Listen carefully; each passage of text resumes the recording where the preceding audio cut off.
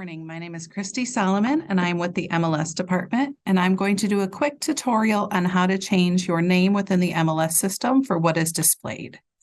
First of all, you're going to go to Menu and then scroll down to your Preferences and select My Profile. This is the space where you can change your cell phone number, email address. If you have a new website, this is where you would want to change that. For this video, we are going to select My Names, and the general information is going to be your system name. Under Marketing Information, you can select a marketing name. If you scroll down, you can also add any of your designations that you currently hold. And then Display Options. You can click down to select marketing name, system name, or both, depending on which area you want to display what. And from there, once you select Next, your changes have been saved.